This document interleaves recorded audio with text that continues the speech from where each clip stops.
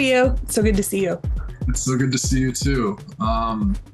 Well, I wrote down some stuff. I had done this conversation with Thomas More the last time around, and I feel like I didn't prepare anything, and so it was very rambling, and that might be the case here too, but I at least wrote down a few things. I don't mind rambling. Okay. Well, I said here, you are the author of the critically acclaimed book of essays, Tonight I'm Someone Else, founder of the relatively new press, Rose Books, which seems to be getting a lot of attention right now. And you also run a variety of programs for writers, including the Morning Writing Club. So from the outside, you seem very accomplished and busy. I appreciate you taking some time to chat with me. Always a pleasure. It's good to see your face, by the way. It's been a while. Yeah, you too. So, so far, like, I don't really know what this is going to turn into, but so far I've just been reaching out to a few people who I sort of know already because I hate doing research, and it makes it easier. But, well, it's like you're already interested, like you and I already know each other's work, so there's a fluency there that might not be there if you were just like a podcast host. Right. Well, maybe like a year from now, if I keep doing this shit, perhaps I'll invite some people I've never communicated with. But as for now, we get you, which I don't know. I think you're a good guest, though. We'll see. To be determined. Well, okay. So, like, in terms of my relationship to you, I remember back in 2018, I was preparing for the release of my book, Body to Job, and I was probably for the first time just trying to figure out who else in my age range was publishing books. I mean, I met other authors, many of whom had published or were trying to get published, but I don't think I knew anyone back then who like really took their writing seriously. And so I was on Twitter just trying to like look around, and it seemed like your book, Tonight I'm Someone Else, was getting a lot of positive attention. So I bought a copy, I read it, I absolutely loved it. And then I showed up, I think, to your Los Angeles stop on your book tour. Yeah. You were incredibly kind and willing to talk and so forth. I think later that year, we ended up on the panel at the Brooklyn Book Fest, right? Yeah, I was thinking about that this morning, how we were relegated to a sex writing panel, which like that makes sense for us, but also I felt like you and I felt weirdly coy about like talking about like certain stuff. Like we were like, do we really have to go do this? Like, is this really the panel that we're on? Like that's my memory of it. I don't know if that's yours, but we still had fun. Yeah, I mean, I kind of agree. I feel like maybe I made more sense on that given the book that I'd put out. It was like, because it was more or less my porn memoir, but yeah, I feel like they just shoved you on this thing, and I forget who the other author was. It doesn't really matter, but it was funny. I just remember it being funny. But anyway, it was because it was like an outdoor event too. I felt like it like wasn't appropriate for the public, really. Yeah. Like asking direct questions about writing about sex and like anyone just passing by. Like you didn't have to enter a room to go listen to this conversation. It was kind of just like a free for all. But that made it kind of more memorable. Yeah. Well, anyway, I mean, the basis of what I was trying to say is like, in my memory, the days surrounding that was pretty fun. Like we got to hang out and just talk about our writing practice and whatever else was going on in our lives at the time. And ever since then, I feel like I've just kept, I don't know, tabs on you. It makes me happy every time I see you pop up on social media and like there's some like little success or something. And, it was really cool to see this new press come to fruition. So I kind of want to start there. Like, tell me about your new press, Rose Books. Like, how did this start? Yeah, sure.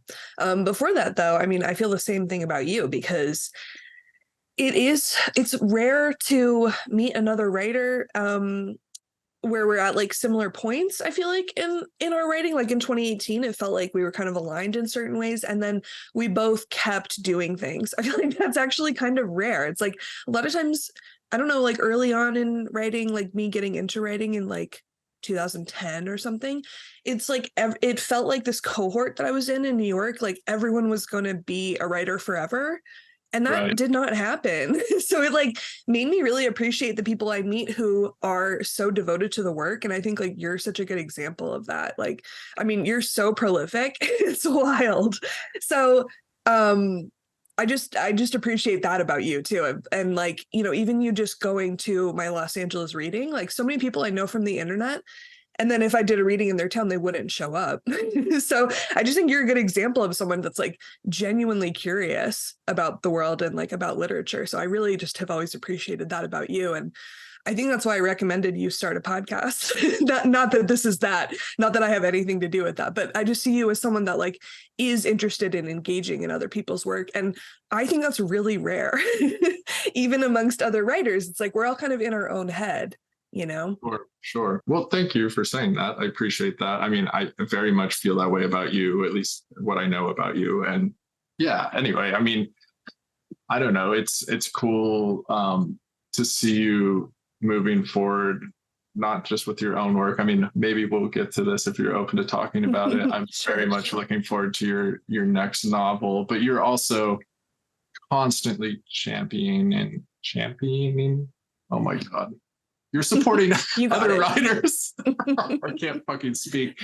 And like one of the books that you just put out this year is by Christopher Norris, who I kind of have a history with and who designed my last book and the next one that's coming out. And I think he's also just an amazing writer, and unlike anyone else I know, at least within 5 to 10 years of my age range, which is pretty crazy.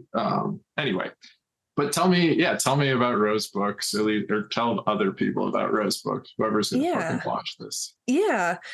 Um, I think there was just a part of me that always thought, what if I started my own press? And I just kind of kept that to myself. And I just thought someday I'll do it.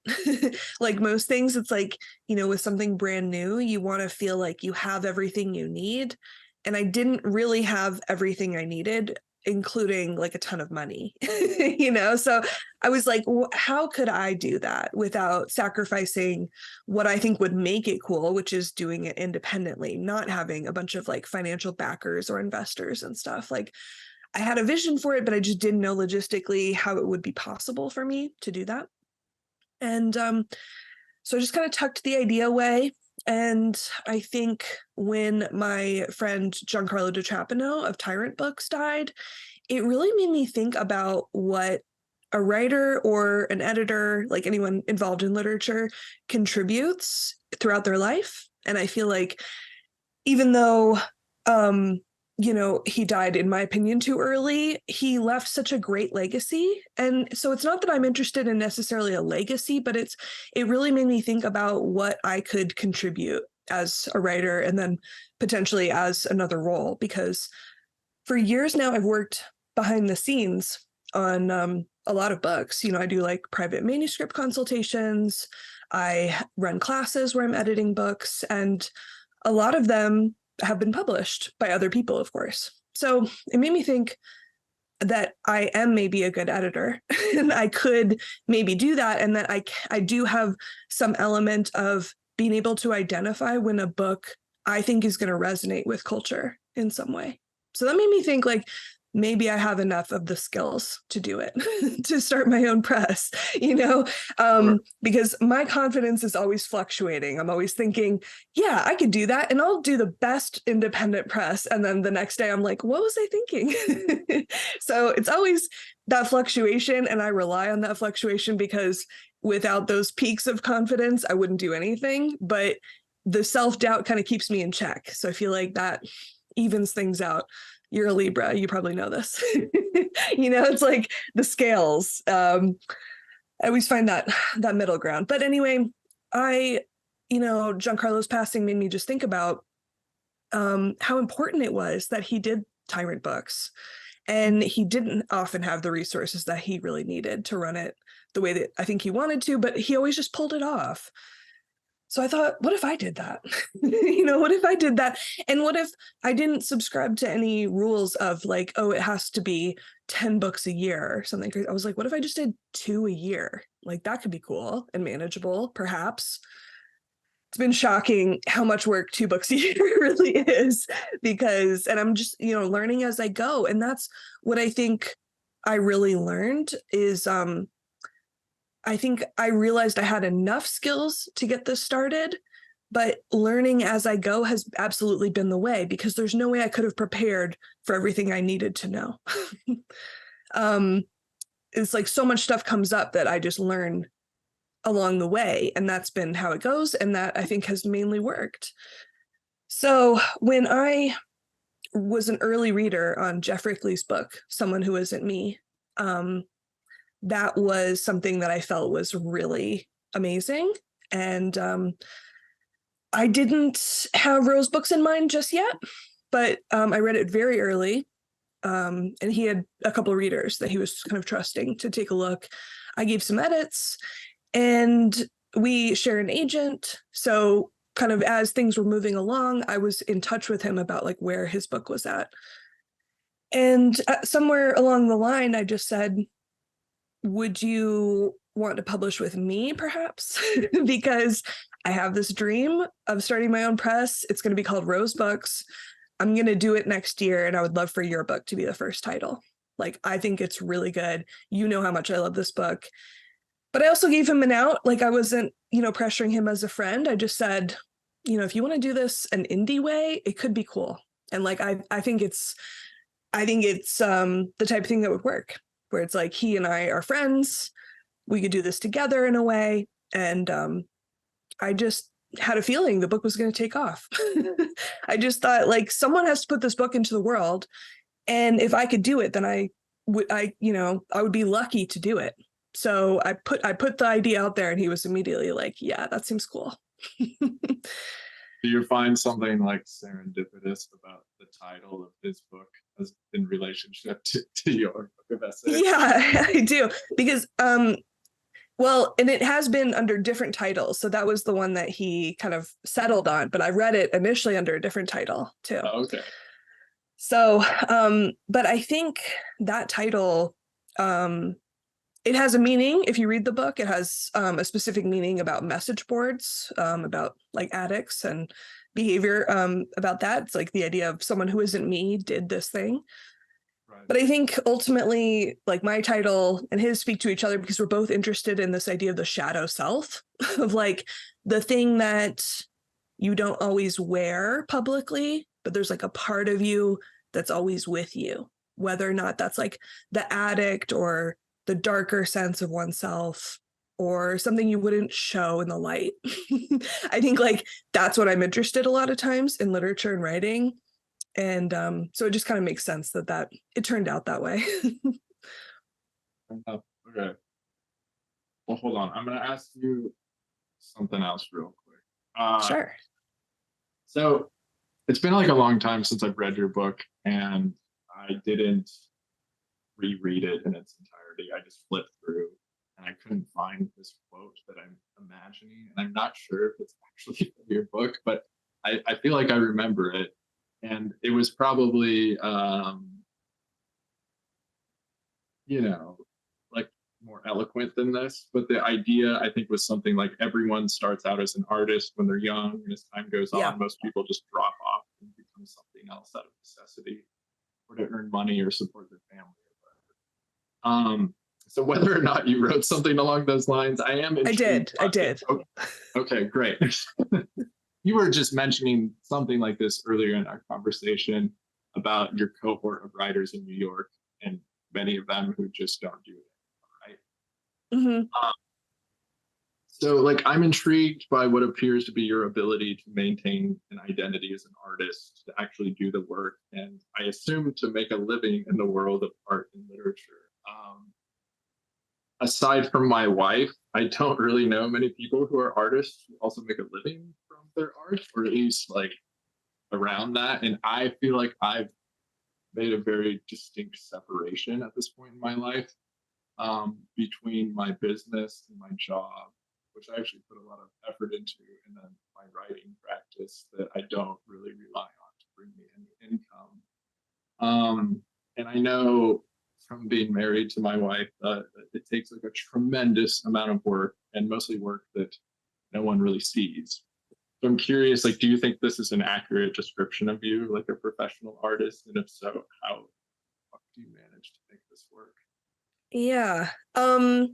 I think I'm quite entrepreneurial, if that makes sense. Like I'm just like interested in creating opportunities for myself. So I think I'm inventive enough to make it work. And part of that is like putting myself in situations that can be quite challenging. So for instance, I knew I wanted to do something different this this year and this past year. Um I moved to from New York to Arizona, to a small town really in the middle of a forest, like in the middle of nowhere. My husband and I live, we have a Wi-Fi connection, and that enables us to work. And that's kind of crazy. That's a very like contemporary thing, I think. It's like I work entirely online and on Zoom, but I don't really have to go anywhere anymore.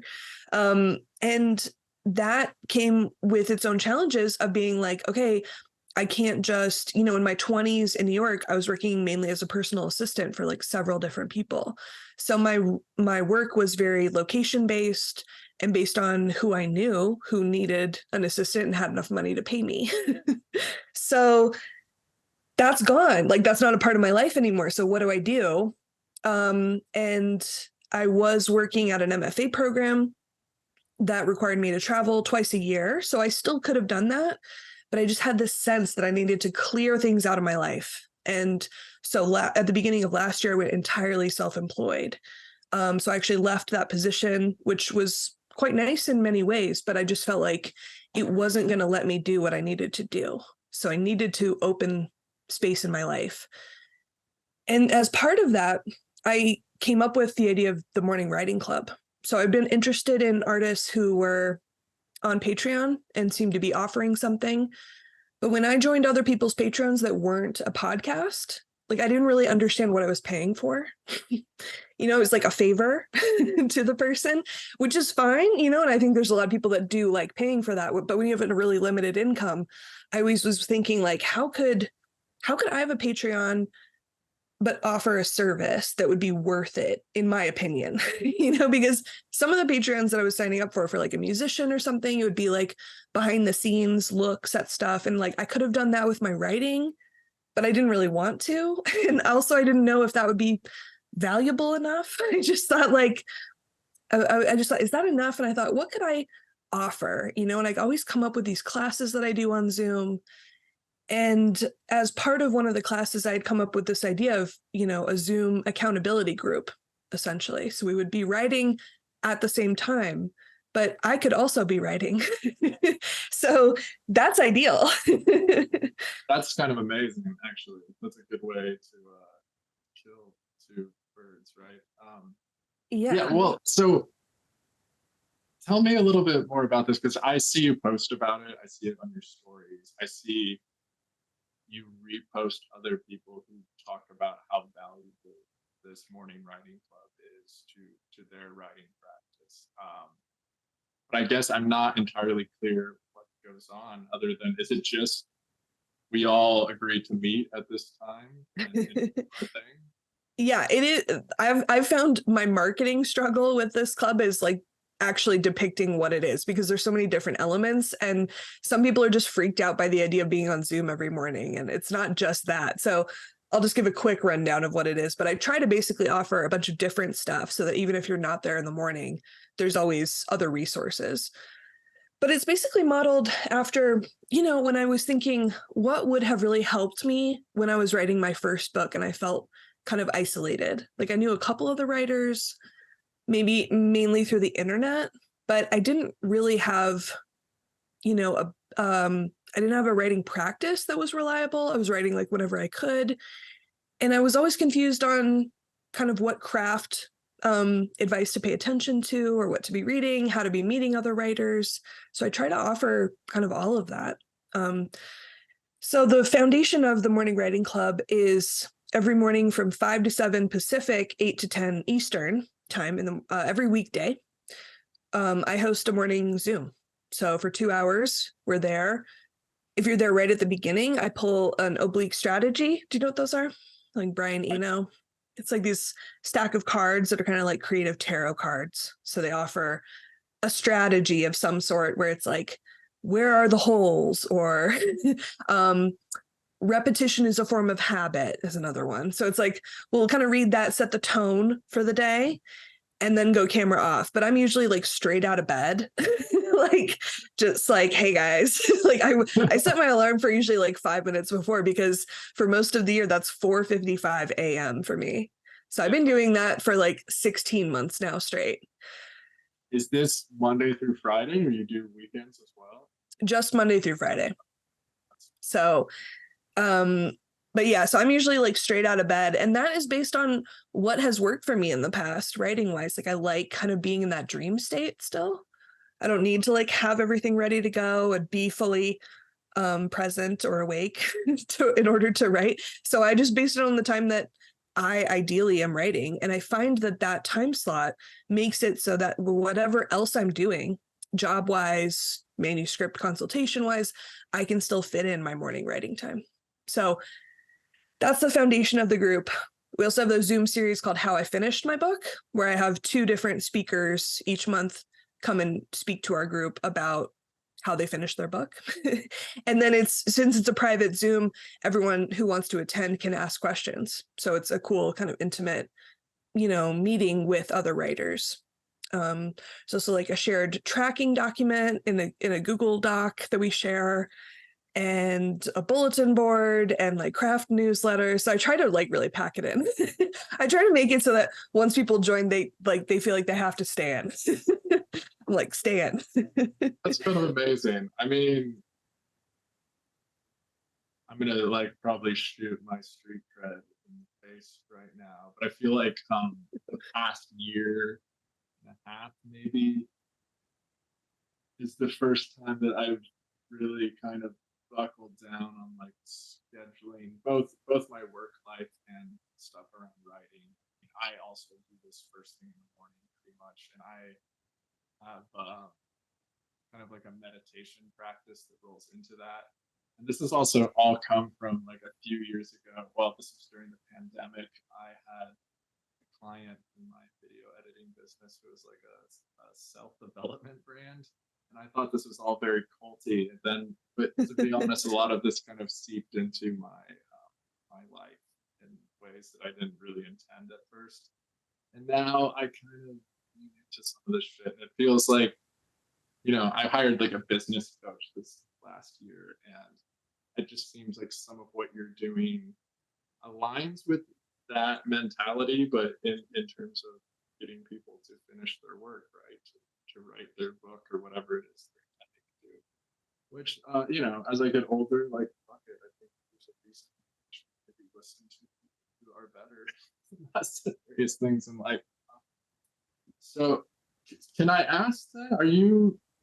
So I spoke to Lauren Sarand, who you used to be an assistant to, who's Yeah. a very publicist. I met her because of you around in 2018 around the Brooklyn Book Fest. She was really sweet, and I think I had coffee with her or something. And then she was just out here hanging out with some other people that I'm not sure if she represents or works with, but I went to Yeah, a she little was. party, and she told me that you read from a new book somewhat recently, and that it was amazing and I would love it. And yet I don't know anything about this. And I think in the past you've been very hush hush about being willing to speak about it. And if that's the case now, fine. But if not, I'm very fucking curious, as is Yeah.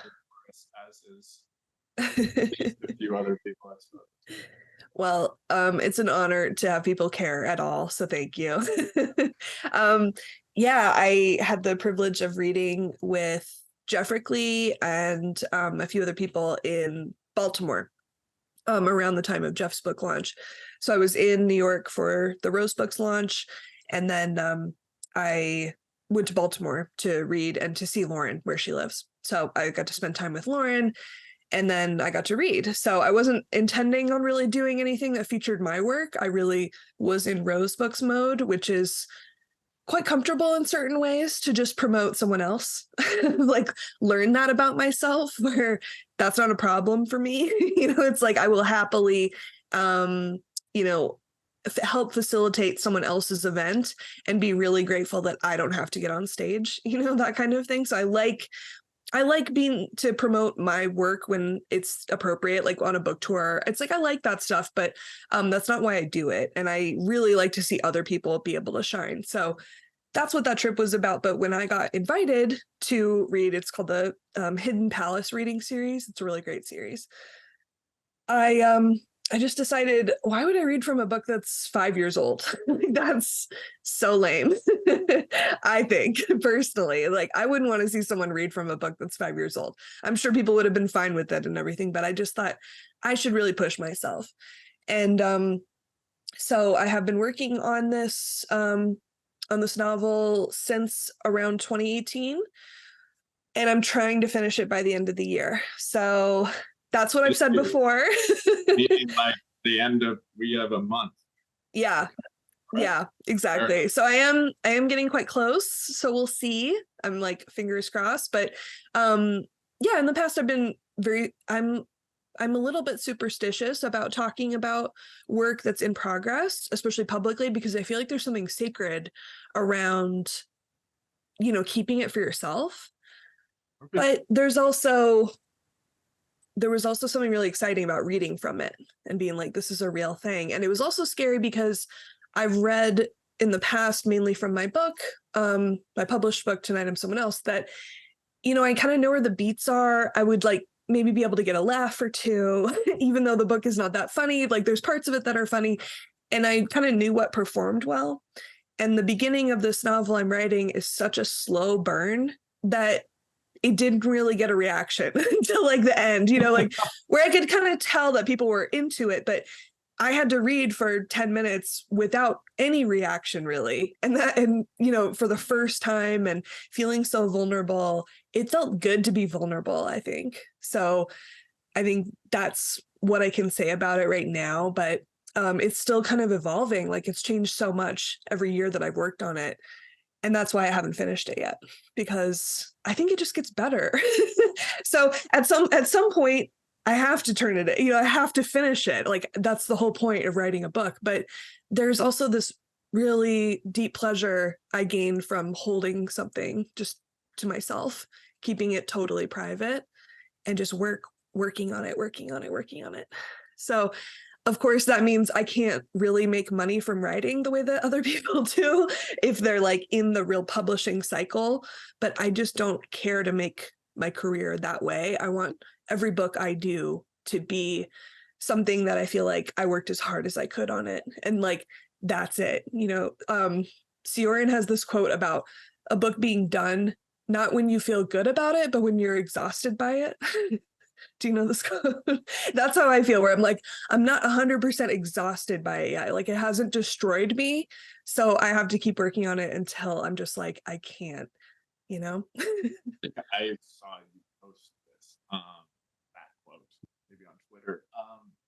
Well, there's something I've read from you in other interviews, at least one, where you talk about like this appreciation for the iterative process. And I think you had said something to the effect that like one of the things you really appreciated about working with like Christopher Norris, for example, is you said yes, we're going to put out this book, and then you get like 400 notes back from him on his own manuscript. And yeah, I really think that, I mean, I'm just going to go out and say this. I mean, it's not 100% true all of the time. There's certainly people I know who do the opposite of this, but by and large, I think there is something like you can publish too much or like put things out too quickly. Like I appreciate when people go through and like revise their work fucking endlessly.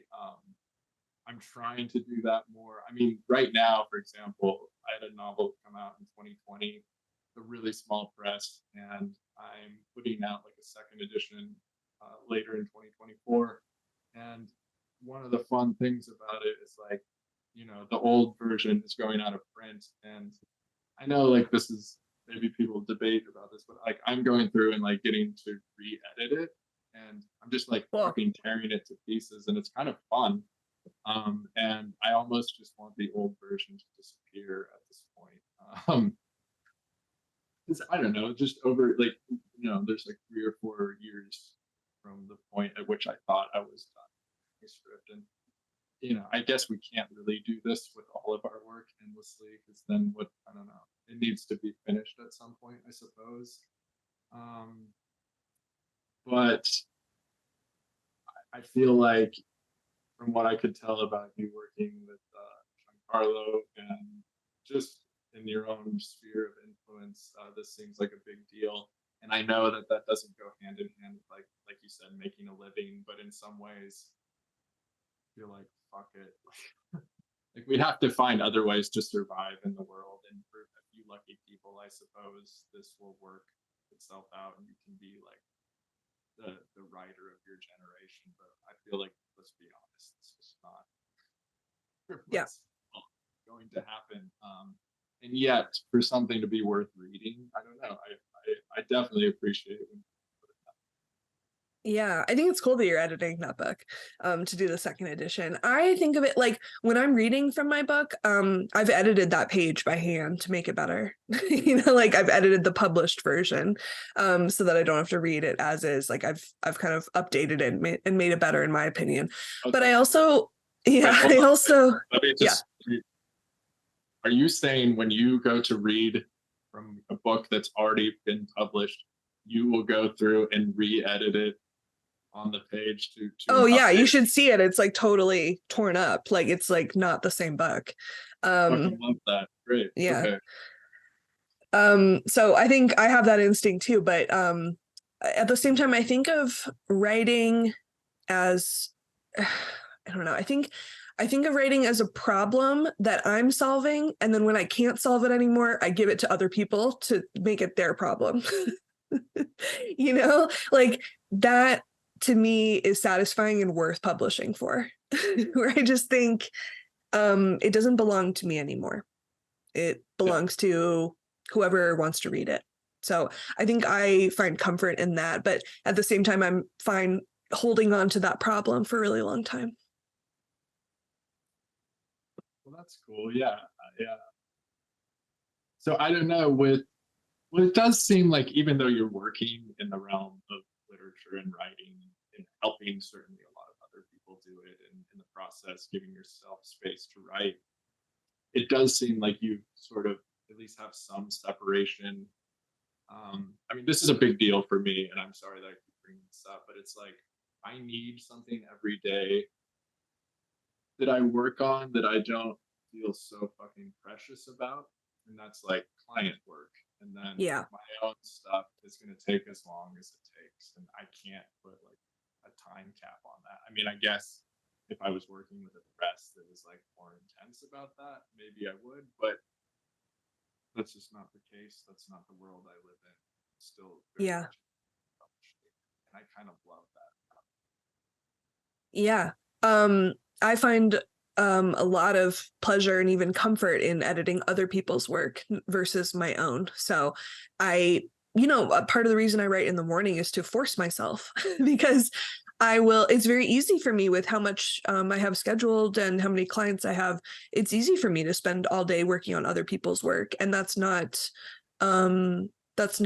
sad to me, and that's not like not pleasurable. It is pleasurable, and I like helping other people with their books, so I like the work I do, but at the same time it's almost lower stakes in a way because it's not my own, so I can't work on it forever. It's like if I've told someone I'll get this back to you in a month, I have to finish it, so I do the best I can within those constraints. When it's mine, the constraints are endless seemingly, so I get a little lost in the weeds. But I think I try to take the approaches from one and apply it to the other so that both are well edited.